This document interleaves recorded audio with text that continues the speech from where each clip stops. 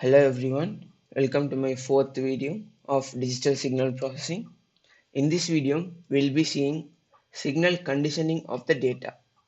So when we actually capture real-time data, we'll have baseline wanderer and some noise frequencies added onto the signal. So with the signal conditioning and some more signal processing, we'll be able to tackle baseline wanderer and high pass noise and high frequency noise and low frequency noise. So in this video, I'll be explaining all those. So here first we have the data stored, collected from real time, and we initialize three variables, x, y, and z. So as always, the code is written so that it can be translated to work in real time. So this is also done in the same way. So though it is a stored data, the program is written in such a way, it can easily be converted to real-time analysis. So first, x variable is the one which will be used to capture data when we are using in real time. So in the first serial setup, I'll be dividing the whole stored data into small frames of 250 size. It can be any time, but 250 data is given to the X frame and it is collected when using the real time. So I initialize X as 250, and as you know, and noise is present in high frequencies. So first we'll be passing it to high frequency, high pass filter, and the result will be stored in Y.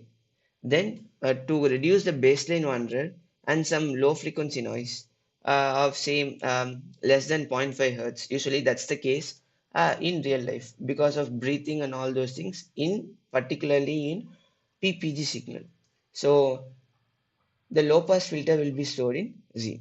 Let us see how the process works. So first we'll be dividing the chunk over here, chunk of data of 250 size from the data array into X.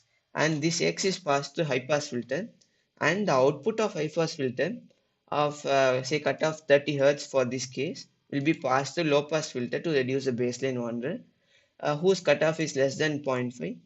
Cutoff is 0.5 and frequency less than 0.5 will be chopped off, and it also includes the breathing rate and all. Then finally we'll be displaying how a signal looks. So this is done in pole zero placement, and for high pass filter having a cut of 30 hertz has a transfer function of uh, 0.9843 star z minus 1 by z minus 0.9686. This term is the one that is actually responsible for the bandwidth of the high pass filter. Okay, so once this is placed, we have to convert into like output and input. So h of s is equal to y by x, where y is the output and x is the input. And if we cross multiply, we will get a function written like this.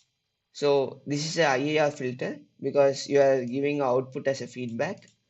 So it basically does a function of high pass filter with cutoff frequency 30 Hertz. Then this output is passed through low pass filter of cutoff frequency 0.5 Hertz to reduce the baseline wanderer. So after passing it, I'll be showing how the signal looks. So just to differentiate between input signal and the high pass frequency and low pass frequency, I have separated them by 150 and 300. So let's see how the program works. I have already uploaded in the Arduino Dio, and let's plot it.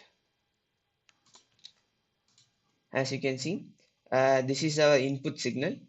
Um, this is our input signal after passing through high pass filter, and this is our final signal where the high pass filter's output is passed through low pass filter.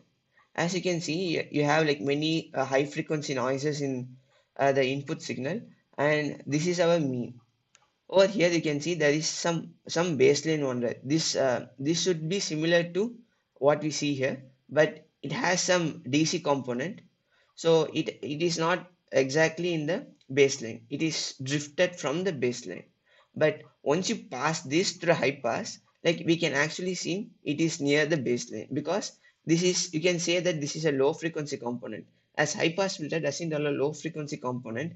The baseline frequency is cut off, so you can actually see the baseline wanderer is reduced when you use high pass filter.